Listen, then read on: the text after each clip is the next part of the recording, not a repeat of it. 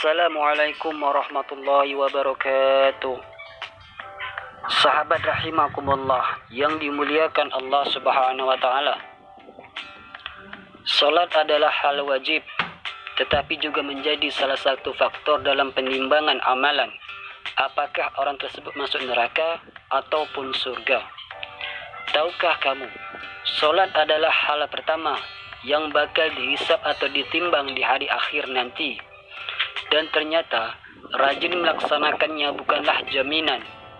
Sebuah hadis riwayat Tirmizi disebutkan bahwa Rasulullah bersabda, sesungguhnya pertama kali yang dihisab, ditanya dan diminta pertanggungjawaban dari segenap amalan seseorang hamba di hari kiamat kelak adalah salatnya.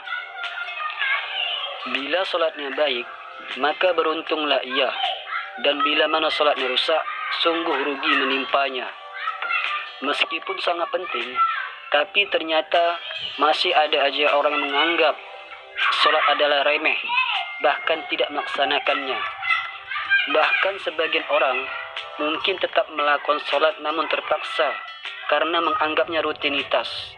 Hal-hal seperti inilah yang membuat orang-orang rajin salat tapi bisa masuk neraka. Bagaimana bisa? Berikut ini adalah penjelasan mengenai golongan orang-orang yang rajin salat tapi bisa masuk neraka. Sahabat rahimakumullah yang dimuliakan Allah Subhanahu wa taala. Yang pertama, salat tapi suka berdusta. Dusta atau bohong adalah salah satu dosa yang besar yang akan mendapatkan balasan siksa di akhirat kelak. Namun tampaknya di dalam kehidupan masyarakat sekarang ini, berbohong sudah menjadi hal yang umum. Padahal sekecil apapun kebohongan, tetap saja itu adalah perbuatan yang menimbulkan dosa besar. Kebohongan atau dusta akan menghapus amalan-amalan. Lalu jika seseorang tersebut mati dalam keadaan belum bertaubat kepada Allah, maka ia akan dimasukkan ke dalam neraka. Di dalam Al-Quran, surat An-Nahl ayat 105, Allah Subhanahu wa taala berfirman, sesungguhnya yang mengada-ngadakan kebohongan hanyalah orang-orang yang tidak beriman kepada ayat-ayat Allah, dan mereka itulah orang-orang pendusta. Mungkin kalian sudah tahu bahwa bohong adalah salah satu ciri dari orang munafik. Maka dari itu disarankan untuk menjauhi tindakan dusta tersebut. Yang kedua, salat tapi minum minuman keras. Minuman keras adalah segala jenis minuman yang memabukkan. Sebagian orang muslim mungkin masih ada yang melakukannya. Dan inilah salah satu yang merusak salat. Rasulullah SAW pernah berkata bahwa minuman keras adalah induk segala macam kejahatan. Maka dari itu, beliau melarang orang-orang untuk mendekati apalagi meminumnya. Minuman keras atau khamar haram hukumnya jika diminum oleh umat muslim. Dan jika sudah dilakukan, maka disarankan untuk bertaubat dan memperbaiki salatnya.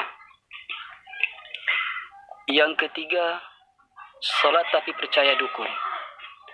Hadis riwayat Imam Muslim pernah menjelaskan bahwa orang yang mempercayai dukun, salatnya tidak akan diterima selama 40 hari. Yang percaya dengan dukun juga dikategorikan sebagai orang-orang yang berdosa besar, karena hanya Allah Subhanahu wa taala yang mengetahui segala sesuatu. Satu lagi, bahwa percaya pada dukun dan benda pusaka adalah tindakan musyrik, karena dukun adalah orang yang bersekutu dengan syaitan. Hadis riwayat Abu Daud dan At-Tirmidzi dan Ibnu Majah menyebutkan bahwa Rasulullah bersabda, barang siapa yang mendatangi tukang ramal atau dukun, kemudian ia membenarkan apa yang dikatakan itu, maka sesungguhnya ia telah ingkar terhadap apa yang telah diturunkan kepada Nabi Muhammad. Yang keempat, salat tapi suka menggunjing.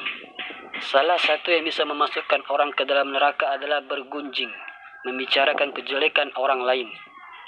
Hai orang-orang yang beriman, jauhilah kebanyakan purbasangka kecurigaan, karena sebagian dari purbasangka itu adalah dosa.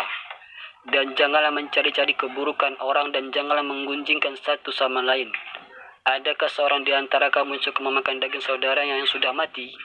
Karena tentulah kamu akan merasa jijik kepadanya. Dan bertakwalah kepada Allah, sesungguhnya Allah Maha Penerima Taubat, lagi Maha Penyayang. Al-Quran, Surat Al-Hujarat, ayat 12. Yang kelima, solat tapi mengabaikan anak yatim.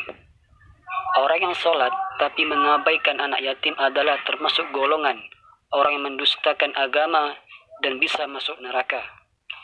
Dijelaskan pula dalam Al-Quran Surat Al-Ma'un bahwa orang yang solat namun tidak menolong orang miskin, mengabaikan anak yatim, dan tidak mau menolong sesama adalah termasuk orang yang celaka.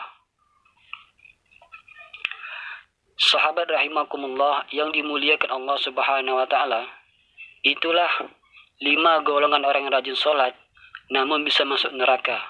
Namun ingatlah bahwa yang solat saja bisa masuk neraka, bagaimana yang tidak? Wallahu a'lam bishawab. Wassalamualaikum warahmatullahi wabarakatuh.